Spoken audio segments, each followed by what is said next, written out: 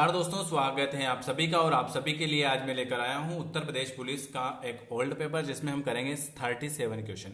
इसमें से आपको सारे क्वेश्चन सही होने चाहिए। एक क्वेश्चन के आपको 2 नंबर मिलते हैं, तो आपके 37 में से 37 क्वेश्चन ही सही होने चाहिए, क्योंकि ये अभी जस्ट जो 2020 में जो एग्जाम हुई थी उसका पेपर लेकर आया हूँ। तो शुरुआत करते हैं पहले क्वेश्चन की ओर। इससे पहले मैं आपको बता देता हूं कि जो नया है चैनल को जरूर सब्सक्राइब करें, बेल आइकॉन जरूर प्रेस करें। आपको डेली इसी तरह से हिंदी की क्लास भी मिल रही है, जीके की क्लास भी मिल रही है, और 2006 से 2020 तक के सारे ओल्ड पेपर की क्लास भी मिल रही है। जिनको नहीं मिलती है पीडीएफ या क्लास, वो इस नंबर पर व्हाट्सअप कर सकते हैं 9753749986। ठीक है, चलिए शुरुआत करते हैं। और आपको कमेंट करके जरूर बताना कि आपके कितने सही हुए हैं। चलिए, हिंदी का मॉडल टेस्ट 1 है और फ्री ये पीडीएफ भी आपको मिल जाएगी। ये आपको इसी तरह से क्वेश्चन मिलेंगे। ठीक है, चलिए पहला क्वेश्चन है कि अवयव किसे कहते हैं। निम्नलिखित में से अवयव कौन है? प्राचीन, मोटा, गरीब या और? तो आप सभी को पहले तो ये पता होना चाहिए कि अवयव किसे कहते हैं। ऐसे शब्द जिस पर लिंग, वचन और कारक का कोई भी प्रभाव नहीं पड़ता है उसे हम कहते हैं अवयव। जैसे ये और, इस पर लिंग, वचन और कारक का कोई भी प्रभाव नहीं पड़ेगा। दूसरा शब्द आ जाता है तथा। ये भी एक क्या है? ये भी आपका अवयव है। किंतु ये भी आपका एक अवयव है। परंतु ये भी आपका एक अवयव है। जब ये भी अवयव है। तब, अभी, यहां, इसलिए, ये सब क्या है? ये सब अवयव है जिस पर कोई भी लिंग, वचन और कारक का कोई भी प्रभाव नहीं पड़ रहा। चलिए, हिंदी में पूर्ण विराम का चिन्ह कौन सा है? सबसे पहले तो आपको पता होना चाहिए कामता प्रसाद गुरुजी ने विराम चिन्हों की संख्या कितनी बताई है। तो कामता प्रसाद जी ने विराम चिन्हों की संख्या बताई है 20। अल्प विराम, अर्ध विराम, पूर्ण विराम, उप विराम, विस्मयादिबोधक, प्रश्नवाचक, कोष्टक, योजक, उद्धरण, लाघव, विसरण, रेखांकन, लोप, पुनरुक्ति, हंसपद, बहुत सारे होते हैं। ठीक है, विराम का अर्थ होता है रुकना। ठीक है, तो अब आपसे पूछा है इसमें पूर्ण विराम कौन सा है। तो पूर्ण विराम तो आप सभी को पता है कि इसको हम पूर्ण विराम कहते हैं। किसको? इसको हम पूर्ण विराम कहते हैं। विराम चिन्ह के ऊपर मैं आपको पूरा एक वीडियो बना दूंगा कि कितने तरह के विराम चिन्ह होते हैं। ठीक है, हंस पद किसे कहते हैं, सब कुछ। इसे हम कहते हैं पूर्ण विराम। कौन सा है ये? पूर्ण विराम। अगर आपसे पूछे कि ये कौन सा है, तो ये आपका विस्मयादिबोधक चिन्ह है। कौन सा है? ये आपका विस्मयादिबोधक चिन्ह है। अगर आपसे पूछे कि अर्ध विराम कौन सा है, तो ये आपका, ये यहाँ पर थोड़ा सा डैश ये कट गया है, ये देखो, ये डैश और ये, इसे हम कहते हैं अर्ध विराम। और ये कौन सा है? ये आपका है प्रश्नवाचक। ये चारों बता दिए।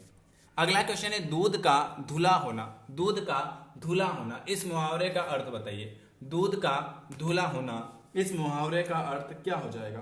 तो इस मुहावरे का अर्थ हो जाएगा निर्दोष होना। रमेश क्या है? रमेश दूध का धुला हुआ है, मतलब रमेश एक निर्दोष आदमी। जिसकी लाठी उसकी भैंस, इस लोकोक्ति का सही अर्थ बताइए। जिसकी लाठी उसकी भैंस, इस लोकोक्ति का आपको सही अर्थ बताना है। तो जिसकी लाठी उसकी भैंस मतलब अपना काम स्वयं करना। शक्ति संपन्न आदमी अपना काम बना लेता है। चलिए अगला क्वेश्चन पर आ जाते हैं। वीर रस का स्थायी भाव।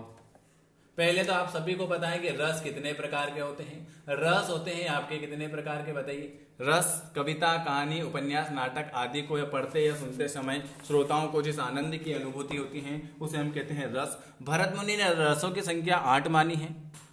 नौवां कौन सा माना है? नौवां आपका शांत रस माना है। 10वां आपका माना है वात्सल्य रस, और 11वां जो माना है वो भक्ति रस माना है। अब आपको स्थायी भाव की संख्या, पहले तो स्थायी भाव, क्रोध रस का स्थायी भाव क्या हो जाएगा बताइए। मैं बताऊं, वीर रस का आपसे पूछा है, वीर का जो आपको लगाना है उत्साह। अगर मैं आपसे पूछ लूं कि क्रोध ये किसका है, तो रौद्र रस का स्थायी भाव क्या हो जाएगा? रौद्र का स्थायी भाव होता है क्रोध। ठीक है, और अगर आपसे पूछूं कि भय ये किसका है, भयानक रस का स्थायी भाव क्या हो जाएगा? भयानक रस का स्थायी भाव भय हो जाएगा। और अद्भुत रस का स्थायी भाव क्या हो जाएगा? विस्मय हो जाएगा। चलिए अगला क्वेश्चन, दोहा के प्रथम चरण में कितनी मात्राएं होती हैं? Very good. दोहा क्या है? ये अर्ध सममात्रिक छंद है। क्या है? दोहा जो है ये अर्ध सममात्रिक छंद है, जिसके पहले और तीसरे चरण में कितनी मात्राएं होती हैं? पहले और तीसरे चरण में 13 मात्राएं होती हैं और दूसरे और चौथे चरण में 11 मात्राएं होती हैं। आपसे क्या पूछा है? पहला चरण, ये आपको पहला तो क्या लगाना है? 13।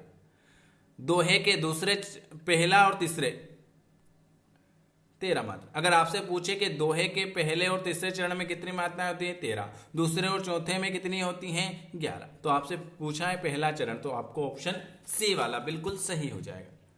कौन सा शब्द अलंकार है? शब्द अलंकार जहां पर काव्य के सौंदर्य में शब्दों के माध्यम से वृद्धि की जाती है, वहां पर शब्द अलंकार होता है। शब्द अलंकार के कितने भेद होते हैं? अनुप्रास अलंकार, यमक अलंकार, श्लेष अलंकार और वक्रांति अलंकार। ये शब्द अलंकार के 4 भेद होते हैं। शब्द अलंकार के 4 भेद होते हैं, अनुप्रास, यमक, श्लेष और वक्रांति। तो कौन सा शब्द अलंकार है? तो आपका यमक।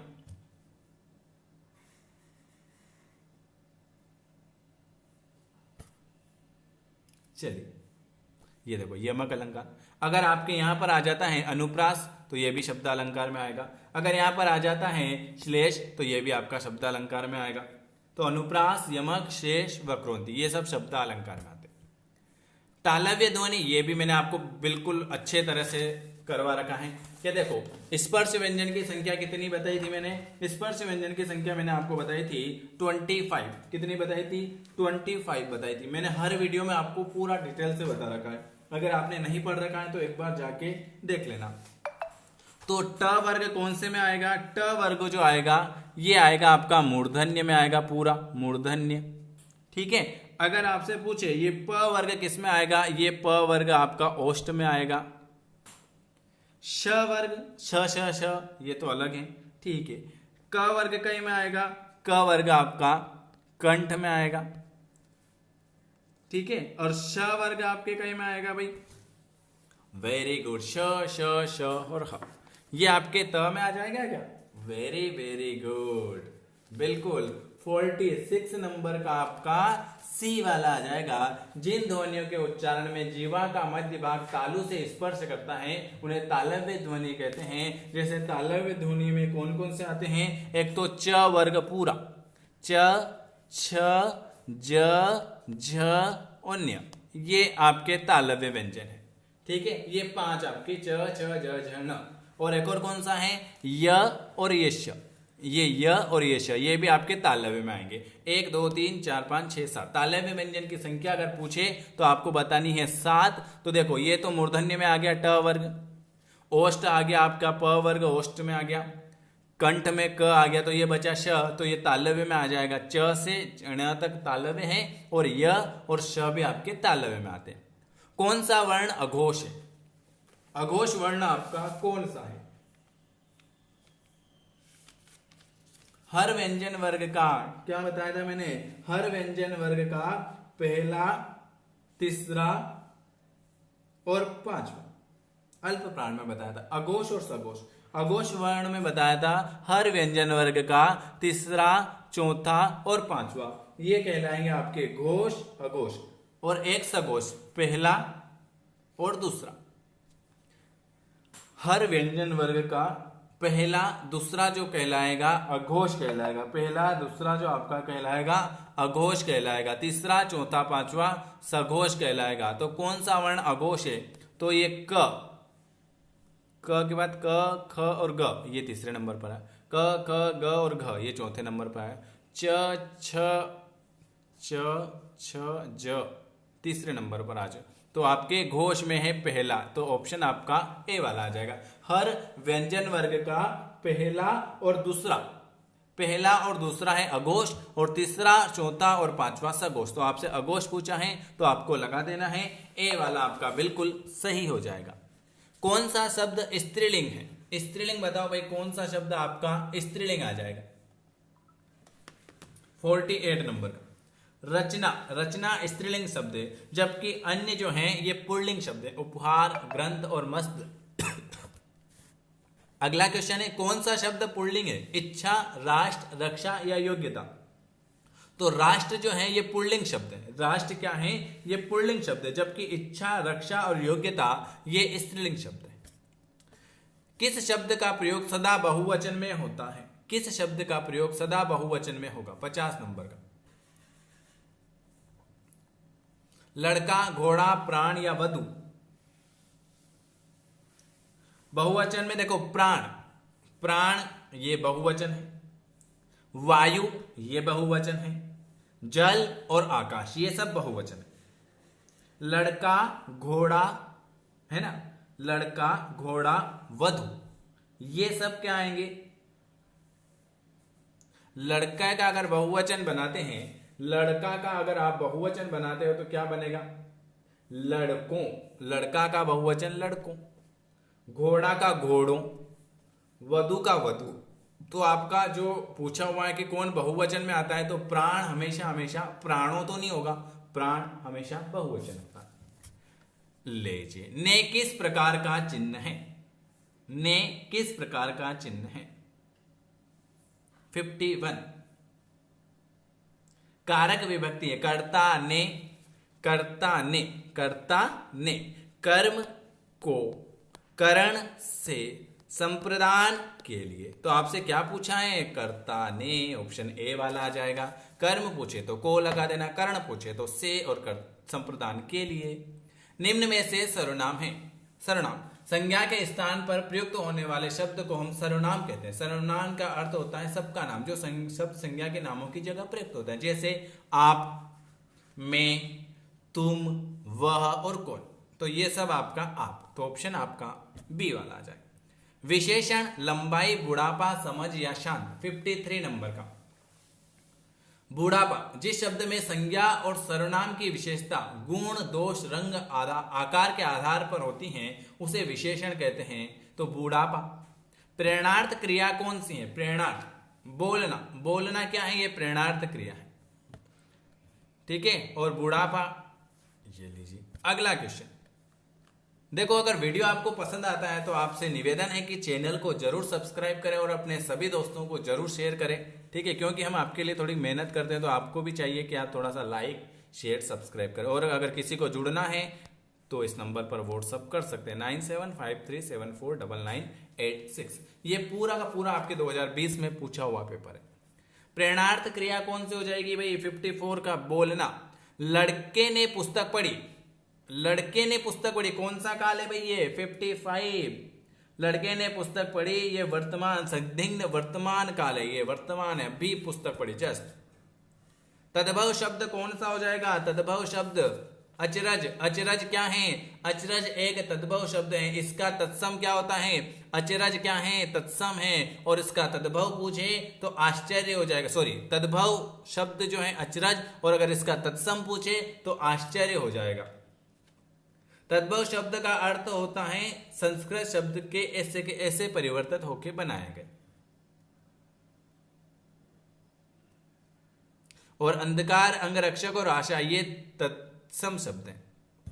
शांत, शीत, सॉरी शांत कहीं, शीत का विलोम क्या हो जाएगा? शीत का विलोम क्या हो जाएगा? तो शीत का विलोम जो हो जाएगा वो उष्ण हो जाएगा। शीत का विलोम जो हो जाएगा वो उष्ण हो जाएगा। शीत का उल्टा उष्ण। अगर शीत का समानार्थी पूछा था तो हम ठंड बता देते। चलिए अगला क्वेश्चन। कर का अर्थ नहीं होता सूर्य, हाथ, किरण या टैक्स। कर, कर का अर्थ क्या नहीं होता? 58। कर, हाथ, कर का अर्थ होता है हाथ, किरण और टैक्स। ये कर के समानार्थी है, हाथ, टैक्स, किरण। सूर्य नहीं है, सूर्य नहीं। सूर्य का रवि, दिनकर, भानुभास्कर। जो कठिनाई से मिलता हो, जो कठिनाई से मिलता हो उसे क्या कहेंगे? जो कठिनाई से मिलता हो उसे हम कहेंगे दुर्लभ। जो कठिनाई से मिलता हो दुर्लभ, दुर्लभ। अगर आपसे पूछे कि दुर्गम, जहां पहुंचना कठिन हो, जहां पहुंचना कठिन हो वो कहलाएगा आपका दुर्गम, और जो कठिनाई से मिलता हो वो आपका दुर्लभ कहलाएगा।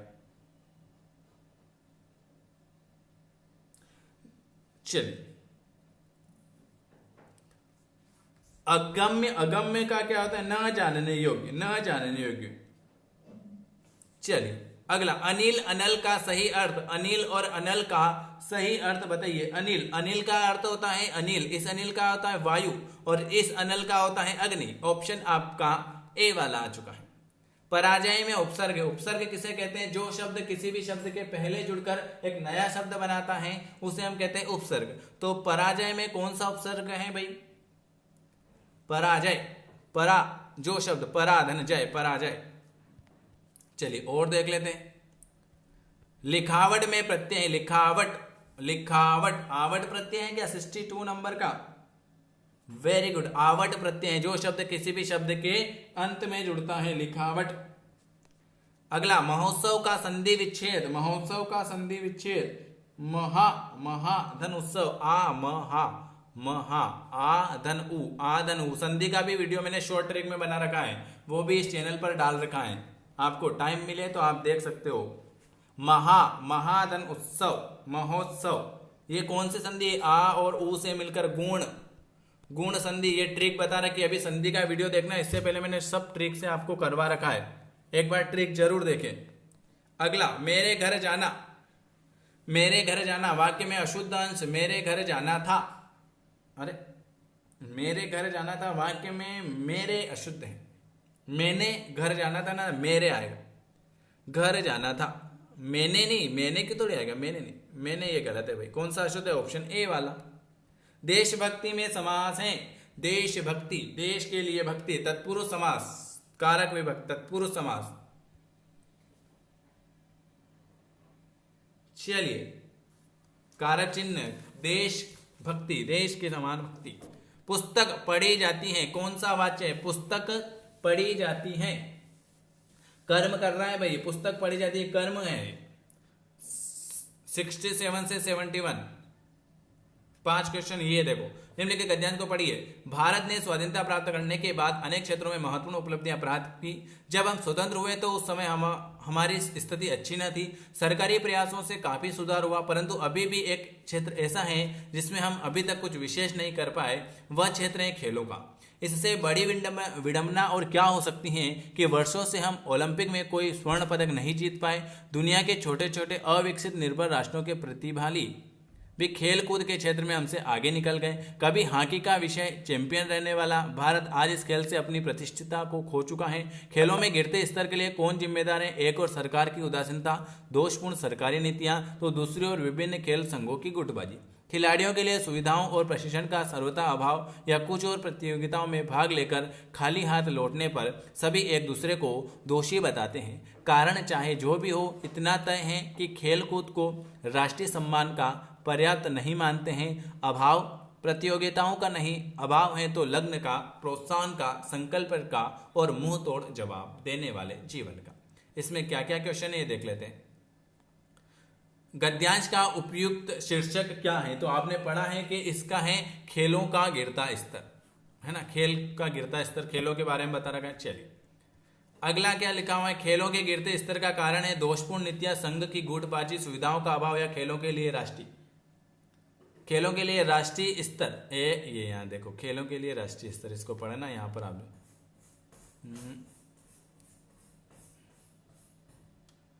खेलों का राष्ट्रीय स्तर है ना, यहाँ पर देख लेना आप, इसको एक बार पढ़ लेना आराम से। चलिए खेलों पर नकारात्मक प्रभाव है, खेलों पर नकारात्मक प्रभाव है आपसी गुटबंदी, गुटबाजी में ही काम बिगड़ रहे हैं। गद्यांश के अनुसार राष्ट्र की, सॉरी थोड़ा सा वो कट गया है, 70 नंबर का। गद्यांश के अनुसार राष्ट्र की, गद्यांश के अनुसार राष्ट्र की उपलब्धियों में नहीं है, क्या नहीं है? 70 नंबर का बताइए क्या नहीं है? वेरी गुड, सी, खेल नहीं है। खेलों में निर्भर राष्ट्र भी हमसे, खेलों में निर्भर राष्ट्र भी हमसे आगे निकल गया, क्योंकि वहां पर क्या है 71, क्योंकि वहां पर आपके दोषपूर्ण नीतियां। कामयाबी के रचनाकार कौन है? कामयाबी के रचनाकार कौन है? तो जयशंकर प्रसाद कामयाबी के रचनाकार हैं, जयशंकर प्रसाद। गोदान किसका उपन्यास है? ये 71 तक हो चुका है, ठीक है, ये 71 तक, ये देखो 67 से 71। अब आपसे पूछा है कामयाबी के रचनाकार कौन है? वेरी वेरी गुड, 72 का बता दिया, बिल्कुल गोदान किसका उपन्यास है? 73 नंबर का बी वाला, प्रेमचंद्र का। बीजक किसकी रचनाएं? बीजक किसकी रचनाएं भाई? 74। कबीर की अंधेरी नगरी नाटक के रचयिता, अंधेरी नगरी नाटक के रचयिता भारतेंदु हरिश्चंद्र। ये देखो, अब मैंने आपको कहां से क्वेश्चन शुरू करे थे,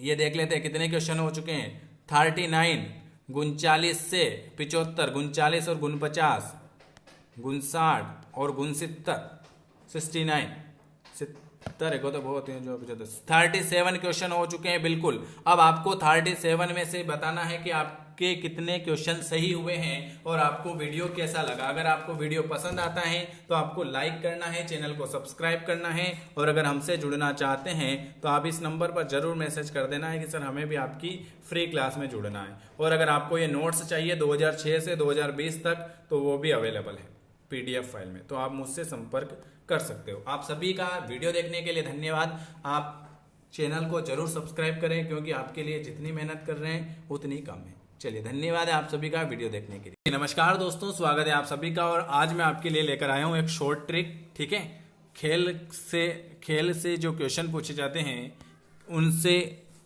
खेलों के खिलाड़ियों की संख्या की शॉर्ट ट्रिक। तो शुरुआत करते हैं पहले क्वेश्चन की। उससे पहले मैं आपको ट्रिक बता देता हूं। जो नया है चैनल को सब्सक्राइब कर दीजिएगा, बेल आइकन को प्रेस कर दीजिएगा, और आपकी डेली देखो कौन कौन सी क्लास चल रही है। आपकी ओल्ड पेपर की क्लास चल रही है 2006 से 2020 तक। उसके बाद आपकी हिंदी की क्लास चल रही है, हिंदी के मॉडल टेस्ट प्रैक्टिस सेट चल रहे हैं। जिनको नहीं मिलते हैं, ये मेरा व्हाट्सअप नंबर है, आप इस नंबर पर व्हाट्सअप करके क्लास में ज्वाइन हो सकते हो 9753749986 पर, और लिख देना यूपी पुलिस। और आपको ये शॉर्ट ट्रिक कैसी लगी कमेंट जरूर करें। आप कमेंट भी नहीं करते हो ना चैनल को सब्सक्राइब करते हो। ठीक है, तो आपसे निवेदन है कि चैनल को जरूर सब्सक्राइब करें क्योंकि हम आपके लिए जितनी मेहनत करेंगे आपको उतना फायदा रहेगा। ठीक है, तो लिखा हुआ है ये शॉर्ट ट्रिक है खेलों की संख्या, खिलाड़ियों की संख्या। ठीक है, ये कौन से खेल है और खिलाड़ियों की संख्या लिखा हुआ है। बास वाली ने जिम खोली। क्या लिखा हुआ है? बास वाली ने जिम खोली। चलिए देख लेते हैं। ये लो, संख्या याद रखनी है आपकी। प से याद रखना है आपको पोलो में खिलाड़ियों की संख्या कितनी होती है? 4। बास्केटबॉल में खिलाड़ियों की संख्या कितनी होती है? 5। वॉलीबॉल में खिलाड़ियों की संख्या कितनी होती है? 6। नेटबॉल में खिलाड़ियों की संख्या कितनी होती है? 7। जिम्नास्टिक में कितनी होती है? 8। खोली, बास वाली ने जिम खोली। प से पोलो, ब से बास्केटबॉल, व से वॉलीबॉल, ने से नेटबॉल, जिम से जिम्नास्टिक में 8, खो खो में 9, और लास्ट में आपको याद रखना है कि फुटबॉल, हॉकी और क्रिकेट में खिलाड़ियों की संख्या होती है 11। ये वेरी IMP क्वेश्चन है जो आपकी हर एग्जाम में पूछा जाता है, SSC हो, यूपी पुलिस हो, किसी भी एग्जाम में हो। तो आपको याद रखना है कि बास वाली ने जिम खोली। से याद रखना है पोलो में कितने होते हैं? 4, बास्केटबॉल में 5, वॉलीबॉल में 6, नेटबॉल में 7, जिम्नास्टिक में 8, खो खो में 9, और फुटबॉल, हॉकी और क्रिकेट में 11। ये ट्रिक आपको कैसी लगी कमेंट जरूर करें। चैनल को सब्सक्राइब नहीं किया है तो चैनल को सब्सक्राइब करना है, लाइक शेयर करना है, और हमसे अगर जुड़ना चाहते हैं तो आप इस नंबर पर व्हाट्सअप कर सकते हो। वीडियो देखने के लिए आप सभी का बहुत बहुत धन्यवाद। इसके अलावा आपके लिए ओल्ड पेपर भी अवेलेबल है। अगर किसी को परचेस करना है यूपी पुलिस के 2006 से 2020 तक तो आप मुझसे संपर्क कर सकते हैं। धन्यवाद आप सभी का वीडियो देखने के लिए। नमस्कार दोस्तों, स्वागत है आपका लेयर 3 एजुकेशन में। और आज ये आपका मॉक टेस्ट नंबर दूसरा है। कल मैंने आपको पहला कराया था जिसमें आपके 30 क्वेश्चन कराए थे। आज ये आपका मॉक टेस्ट नंबर दूसरा है, सामान्य हिंदी, जो आपकी सारे एग्जाम ग्रुप 5, जेल प्रेरी, MPSI है ना, MP टेट सभी एग्जाम में हिंदी, सामान्य हिंदी पूछी जाती है। तो पहला क्वेश्चन आपके सामने, सधर्म के लिए सही संधि विच्छेद कौन सा होगा? सतधन धर्म, सदधन धर्म, सड़धन धर्म या सदत धन धर्म? तो देखो, एक तो ये नहीं हो सकता, एक ये नहीं हो सकता। अब है आपके सामने 2, सत या सद। तो ये है ऑप्शन नंबर पहला हमारा सही होगा, सत धन धर्म। सत धर्म का संधि विच्छेद होता है सत धन धर्म। और इसमें कौन सी संधि है? तो इसमें है व्यंजन संधि। कौन सी संधि है? व्यंजन संधि। ये त का क्या बना? त का बना ध, 1 का 3, 1 का 5, पहले का त, थ, द, ध, त थ द और ध, है ना, त का बना ध, तो ऑप्शन नंबर ए हमारा सही आंसर होगा। षडानंद के लिए सही संधि विच्छेद बताएं। साठ धन आनंद, सत धन आनंद, सठ धन आनंद और अगला है सठ धन अनन। षडानंद का सही संधि विच्छेद क्या होगा? तो आपने लगा दिया होगा सठ धन आनंद, ये वाला गलत हो जाएगा, सत गलत हो जाएगा, षठ धन अनन गलत हो गया, षठ धन आनंद, षटानंद। और इसमें कौन सी संधि है? तो इसमें फिर है व्यंजन संधि। ठीक है, बढ़ते हैं अगले क्वेश्चन की ओर। बंधु न होए मोर यह काला में कौन सा अलंकार है? विषयोक्ति अलंकार, अपनहुति अलंकार, भ्रांतिमान अलंकार या संदेह अलंकार? तो हमारा सही आंसर हो जाएगा ऑप्शन नंबर दूसरा, अपहनुति अलंकार। बंधु न होए मोर यह काला, इसमें कौन सा अलंकार है? Option number B. ये सब एग्जाम में पूछे हुए क्वेश्चन हैं सारे। ये लीजिए आपके सामने अगला, झंकृति का शुद्ध रूप कौन सा सही होगा?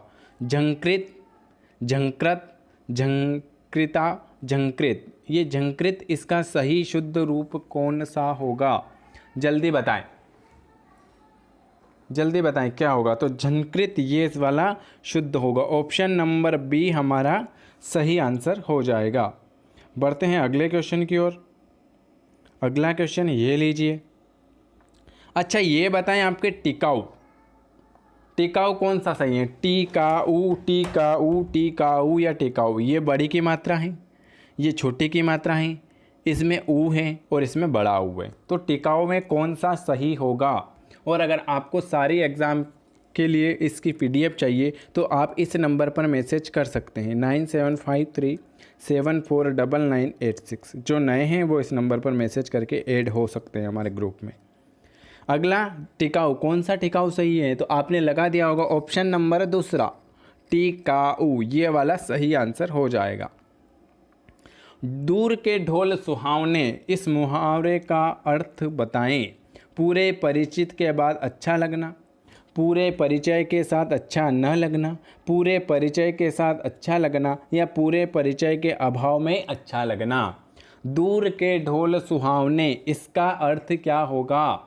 तो दूर के ढोल सुहावने, इसका अर्थ होता है पूरे परिचय के अभाव में अच्छा लगना। ऑप्शन नंबर डी हमारा सही हो जाएगा, ये पूरे परिचय के अभाव में अच्छा लगना। अगला, कलई खुलना, मुहावरे का अर्थ बताएं। पॉलिश करना, पॉलिश उतरना, हराना, भेद प्रकट करना या विपत्ति में पड़ना। बताएं, कलई खुलना इसका अर्थ क्या होगा? तो कलई खुलना इसका अर्थ होता है भेद प्रकट करना। सी हमारा सही आंसर हो जाएगा। 8वां क्वेश्चन, उग्र का सही विलोम शांत, शांत, सात या शांत? तो इसमें कौन सा वाला शांत सही है? उग्र का आपको सही विलोम बताना है और इसमें बताना है कौन सा शांत वाला आपका सही हो जाएगा। तो आपने लगा दिया होगा शांत, उग्र का ये वाला शांत हमारा सही। शुद्ध रूप अगर पूछ ले कि शांत ये सही है कि ये, तो ये वाला शांत सही होगा। अगला 10वां क्वेश्चन, आप 9वां क्वेश्चन, उत्कर्ष का निम्न में से कौन सा सही विलोम है? अपकर्ष, अपकर्ष, अपकर्ष या अपकर्ष?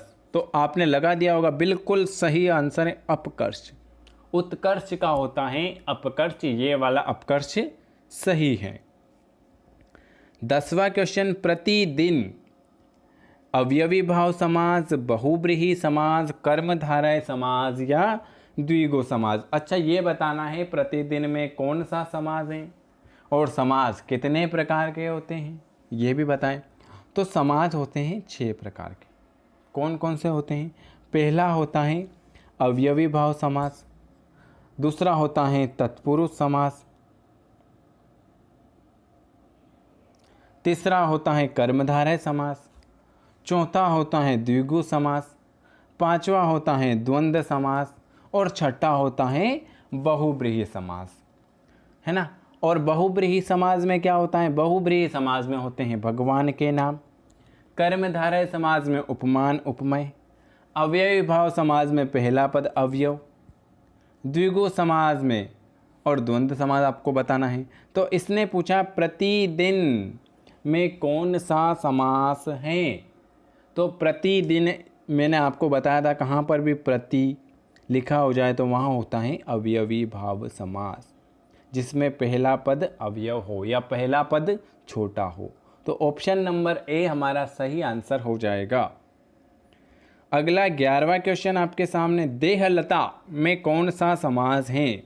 बहुब्रीहि, कर्मधारय, तत्पुरुष या द्विगु।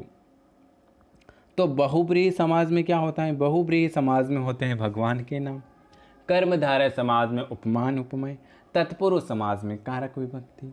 तो देहलता में कौन सा समास है।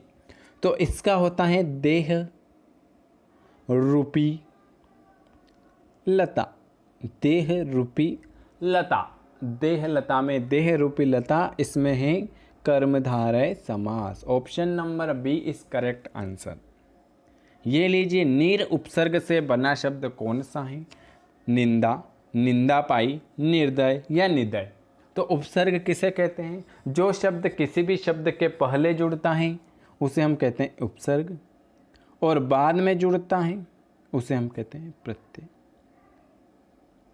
तो पहले नीर उपसर्ग में निंदा नहीं, निदायाई, निर्दय। तो ये गलत है, ये गलत है, ये गलत है। ऑप्शन नंबर हो जाएगा निर्दय, निर्दय, निर्धन दय, निर्दय। Option number C. अगला है आपको, हाथी न साथी न घोड़े न चेरे न गांव न ठाट को नाव बिले हैं। तात न मात न पित्र न पुत्र न वित्त न अंग के संग रहे हैं। इसमें कौन सा रस है, रौद्र, शांत, हास्य या भयानक। तो मैंने रस भी बताए थे, रस भरत मुनि ने रस कितने बताए हैं, भरत मुनि ने रस बताए हैं 8। कौन कौन से बताए हैं, श्रृंगार रस, हास्य रस, करुण रस, रौद्र रस, है ना। और कौन कौन से आप एक बार कमेंट करना कौन कौन से रस हैं।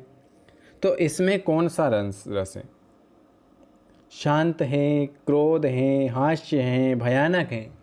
तो हाथी न साथी न घोड़े न चेरे, मतलब यह है शांत। शांत रस का स्थायी भाव क्या होता है, निर्वेद। ठीक है, शांत रस का स्थायी भाव होता है निर्वेद, भयानक का होता है भय, हास्य का होता है हास्य, और रौद्र का होता है क्रोध। 14वां क्वेश्चन आपके सामने, के बिनु पद चलई सुने बिनु काना, कर बिनु करम करई निधि नाना। विभावना अलंकार है, वक्रोक्ति अलंकार है, उत्प्रेक्षा अलंकार है या विषयोक्ति अलंकार है। बिनु पद सुने बिनु पद चले सुने बिनु काना, तो इसमें है विभावना अलंकार। कौन सा अलंकार है, विभावना अलंकार।